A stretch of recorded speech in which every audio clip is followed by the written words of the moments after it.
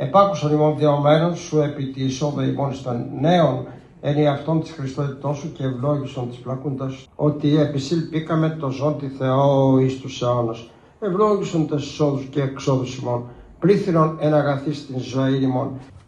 Εις το όνομα του Πατρός και του Υιού και του Αγίου Πνεύματος. Αμήν. Καλή χρονιά με υγεία και δύναμη. Χαίρομαι διότι βλέπω μπροστά μου και τους δημοτικούς άρχοντες και τους δημοτικούς υπαλλήλους. Δεν μπορεί να υπάρχει πολιτεία που να έχει δήμαρχο, να έχει δημοτικό συμβούλιο και να μην έχει υπαλλήλους. Δεν γίνεται.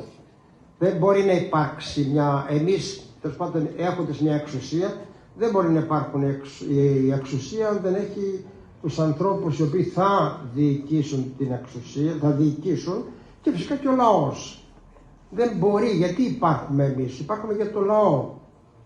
Και θέλω να πω ότι πολλές φορές γίνεται μια καλώς εννοούμενη αντιπαλότητα και πρέπει να υπάρχει αυτή η κοινοτικότητα και το κράτος και η πολιτεία και θα έλεγα η δημοκρατία προϋποθέτει την εναλλαγή απόψεων, γιατί έτσι βελτιώνεται. Αν υπάρχει μια βουλή, ας πούμε, ένα κοινοβούλιο που αποτελείται από ένα κόμμα, αυτό είναι δικτατορία.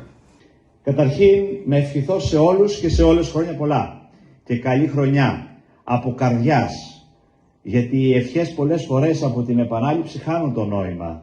Αλλά θα ήθελα έτσι ιδιαιτέρως να ευχηθώ πραγματικά στις οικογένειές σας, στα παιδιά σας και στο ευρύτερο έτσι κοινωνικό περίγυρό σας κάθε καλό. Γιατί η οικογενειακή ευτυχία αντανακλάται και στον εργασιακό χώρο, αλλά και στην κοινωνία μας ολόκληρη. Και καλές οικογένειες, όσες και όπως και να είναι και αυτές, καλές οικογένειες είναι η υγεία μέσα στην κοινωνία. Σας εύχομαι λοιπόν κάθε καλό στις οικογένειές σας. Ένα μεγάλο ευχαριστώ θα ήθελα να πω σε όλους τους υπαλλήλους του Δήμου Ναυπακτίας, σε αυτούς τους ανθρώπους οι οποίοι αγωνίζονται υπό δύσκολες και αντίξωες συνθήκες τις περισσότερες φορές, και μιλώ γενικότερα, να φέρουν εις πέρας δύσκολες αποστολές. Αποστολές οι οποίες πολλές φορές σεβασμιότατε έχουν πολλά εμπόδια.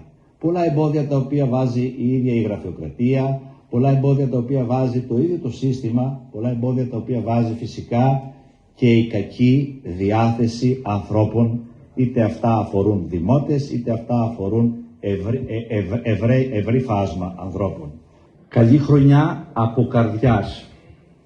Εσείς και ένα μεγάλο ευχαριστώ πρώτον γιατί κρατήσατε όλοι μαζί, και άρχοντες και αρχόμενοι, κυρίως όμως εσείς, τις τύχες της πόλης κατά το 2025 με τον κόπο σας και τον κόπο τον τεχνικό και τον κόπο τον διοικητικό. Μην ξεχνάμε ότι είμαστε πολίτες ενός κράτους που η διοικητική παθογένεια είναι φρικτή. Και όλοι ξέρουμε τι προσπάθειες καταβάλουν οι διοικητικές, οικονομικές και λοιπές υπηρεσίες, όπως και οι τεχνικές υπηρεσίες, για αυτό το αποτέλεσμα, για μια πόλη η οποία είναι σε ανάπτυξη, η οποία ανασένει, η οποία έχει ελπίδες προόδου.